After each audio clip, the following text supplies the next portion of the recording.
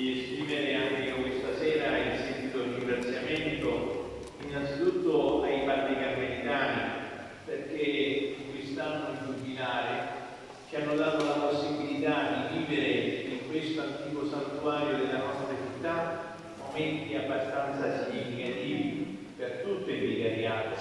Abbiamo iniziato nel periodo della Quaresima con 4 pellegrinaggi penitenziali per prepararci alla Santa Pasqua. Poi durante i mercoledì solenni della Madonna, da Pasqua a Pentecoste, abbiamo vissuto anche altri 3 momenti vicariali, con la Caritas, i ministri della comunione, i ministranti e poi i catechisti. Non ultimo, il 15 di luglio, il pellegrinaggio giubilare verso questo santuario alla vigilia della festa liturgica della Madonna, che ha visto una corale partecipazione della città e del nostro vicariato. E infine questa sera vogliamo concludere queste manifestazioni giubilari in questo santuario attraverso questo concerto che ha messo insieme fede, cultura e devozione alla Madonna Santissima del Carmelo. Un viaggio musicale, così come l'abbiamo intitolato, nella tradizione pozzocottese e nel territorio messinese, che attraverso la riflessione abbiamo toccato con mano come grazie all'opera dei padri carmelitani in tutta la provincia messinese hanno lasciato un significativo ricordo nel cuore di ogni popolo, che abbiamo attenzionato una parte che ancora vivo anche dove non c'è più la presenza dei carmelitani nelle comunità, alcune sono state menzionate, e ancora viva la presenza della fede al Signore attraverso la Madonna del Carmine, e si esprime anche con questi canti che abbiamo noi stasera ascoltato.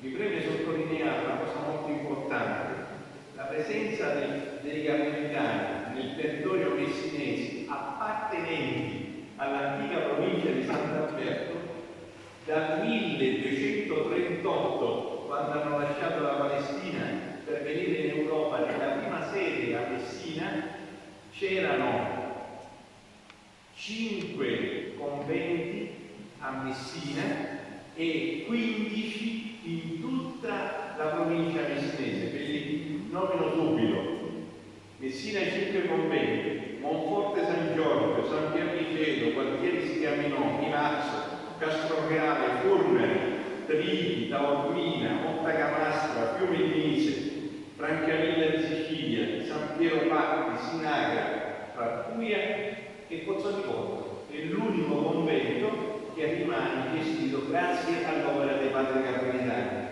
Dal 1583, quasi 450 anni di ininterrotta presenza qui nel nostro luogo di Barcellona Pozzotiporto. Possiamo dirci privilegiati, perché anche l'antico convento di Messina del 1238 nel 2015 è stato chiuso, e anche quello di Milazzo purtroppo nel 2011. Grazie a loro per la loro presenza.